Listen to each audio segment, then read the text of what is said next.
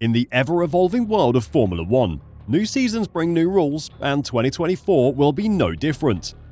While the technical regulations will be staying the same, the sporting rules will be changing, and it could have a massive impact on the sport.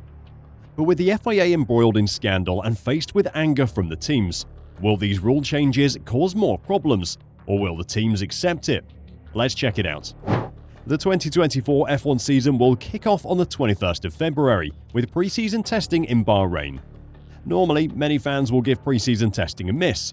While it can be an indicator of how each team will perform in the early season, there isn't anything on the line to get excited about. This season though, despite the technical regulations staying the same, a number of teams have said they will bring brand new cars, not evolutions, to start the 2024 season. That includes big teams like Mercedes and Ferrari, so it will be exciting to see what they've cooked up as they attempt to dethrone Red Bull and Max Verstappen. As the grid wage their wars with each other over the course of the season, they'll have to do so under the ever-tightening grip of the FIA. In 2023, there were 4 cases where teams exercised their right to review after a race in an attempt to get the result changed due to what they saw as race officiating errors. In Saudi Arabia, Alonso briefly led the race in the opening laps, but was soon handed a 5-second penalty for lining up outside his grid slot. However, the 2-time champion was then handed a further 10-second penalty for not serving the first penalty correctly, which dropped him out of the podium places and promoted Mercedes' George Russell to P3. The stewards originally ruled that due to the rear jack touching the car prior to the 5 seconds having elapsed, the penalty had not been served correctly. However, the FIA reversed their decision, releasing a document that said Aston Martin had submitted a letter to review the 10-second penalty. In support of the petition for review, the stewards were shown minutes of the latest SAC meeting and video evidence of 7 different instances where cars were touched by the jack while serving a similar penalty to the one imposed on car 14 without being penalised. Ferrari tried to overturn Carlos Sainz's 5-second penalty at the Australian Grand Prix. The team failed as they brought no new significant evidence to the review. The Spaniard was demoted from 4th to 12th in Melbourne after being penalised 5 seconds for causing a collision with Aston Martin's Fernando Alonso, following a chaotic penultimate lap standing restart. McLaren's attempt to get Norris's penalty in Austria overturned, and Haas's attempt to completely change the finishing order due to track limits after the United States Grand Prix were both rejected by the stewards. Again, in both cases, the teams failed to bring new and significant evidence. The rules in 2023 allowed teams 14 days from the end of the competition during which to submit a request, but that has been reduced to 96 hours, with a leeway for the stewards to allow an extra day. In Haas's case, they submitted their right to review on that 14-day deadline after 2 weeks of compiling evidence. The rule for 2024 reads, "The period during which a petition for review may be brought expires after 96 hours from the end of the competition concerned, except in circumstances where the stewards consider that compliance within the 96-hour deadline would be impossible, in which case the stewards may extend this deadline by no more than 24 hours." Previously, there was no fee related to a right of review petition, but teams now have to pay up front and will forfeit the fee if their case fails. The new rule states that a request must be accompanied by a deposit, the amount of which will be set annually by the parent ASN of the International Series, or by the FAA for its championships, cups, trophies, challenges, or series. This deposit may only be returned if the right of review is upheld, unless fairness requires otherwise. What that last sentence about fairness means is an absolute mystery to me as well, but if it comes up at any point during the season, its ambiguity will no doubt cause problems. The FIA not wanting race results to be overturned 2 weeks after the fact is understandable. If Haas's US Grand Prix review had been successful, by the time all of the hearings had been done, it could have been a month after the race had finished that the result got completely reshuffled. The introduction of the deposit system to utilize the right to review is likely a move by the FIA to try and discourage the teams from reviewing just for the sake of trying. The amount of media coverage the use of the right to review system gets is not a good look for the FIA, especially with the quality of race officiating under as much scrutiny as it is at the moment. By putting the deposit in place, which is refundable if the review is upheld, then the FIA will discourage teams from utilizing the reviews frivolously. A similar system is used in cricket, where teams have a limited number of chances to get umpire calls reviewed. If they get the decision overturned, they get their review use back.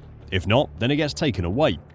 With this new system, though the teams will have to have their review in much sooner, they aren't stopped from doing so, just penalised if their request for review is deemed not to meet the FIA's requirements. If you want to look at the positives, it's probably a good thing that race results aren't going to be brought into question or overturned weeks after the checkered flag has fallen. If you wanted to take a more pessimistic view, then this rule change could be an attempt by the FIA to discourage teams from attempting to call out bad officiating decisions, to reduce the amount of negative press being aimed at the organisation. What isn't clear in the rules is whether or not the deposit to utilise the right to review system comes under the budget cap or not. If it doesn't, then this rule will make basically no difference, as F1 teams have money to burn outside of the budget cap. The changes don't end there though. The ever-increasing complexity of the F1 rules means that teams are limited on how much computational testing and wind tunnel testing they can do. The AlphaTauri team moving closer to their sister team Red Bull has also prompted fears that closer collaboration of teams could lead to illegal sharing of information. With the budget cap itself added into the mix, the FIA are worried about what could be going on behind the closed doors of F1 factories, and how many sins the teams could be covering up. Up until now, the FIA have had the right to visit team factories to check out what is going on, and make sure that the rules are being followed. Those visits were always preceded by a written notice, giving the teams ample time to hide anything illegal in a cleaning cupboard, or sweep any suspicious activities under the rug. If the police were raiding a house to catch a criminal, they wouldn't give them 10 working days notice, and the FIA won't be doing that anymore either. The FIA's head of single-seaters, Nicholas Tombazis, said recently, "We want to go to basically zero notice," he explained. "We don't think we should be just entering the door and going in, but we do think it would be right to have a process in place where we can just phone them and somebody comes out and picks up these people and they can say, 'I want to go and see the wind tunnel,' or whatever." Tombazis reckoned that it should not be the case of the FIA being forced to wait too long outside a factory for any inspection. "About 10-15 minutes. We want to get to the point where it's really quite immediate," he said when asked about what would be ideal. "We don't have to wait at the gate for another hour or something like that." The FIA has recently expanded the number of personnel it has available to help out with such factory work, and reckons it's now in a place where these checks could take place every couple of weeks. Formula One as a sport is all about finding clever ways to subvert the laws put in place by the FIA. The entire design of a Formula One car is based around finding loopholes in the laws wherever you can. It should come as no surprise that if the teams are trying to do that on their cars, which are constantly in the public eye, then they'll be doing it in the dark recesses of their labyrinthian factories. There is a good chance that no team gets caught by these new checks, but the threat of them will limit how much rule bending the teams can get away with behind the scenes. That said, telling the teams that you want no notice access to their factories is not going to go down well. Formula One teams and the FIA are rarely happy with each other, but recent events have made that relationship rougher than it has been for quite some time.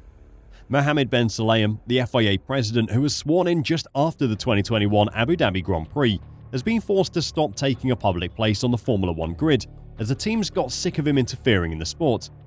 It got worse for the governing body's main man recently though. Following what Ferrari calls embarrassing stories about the FIA's needless and hastily concluded investigation into the professional integrity of Toto and Susie Wolff, former FIA president Jean Todt has gone on the attack, heaping further pressure on his successor Mohammed Ben Sulayem. For now, Formula One and the FIA are tied together, but how long that lasts is anyone's guess. These new rules may not be welcomed by the teams and are just another straw on the camel's back, and as the old idiom prophesizes, one of them will eventually break it. What do you think of the new sporting rules coming to Formula One? Will the teams accept the FIA having no warning visits to their factories, or will this create more arguments? Let me know what you think in the comments down below, and until next time, drive safe and bye for now.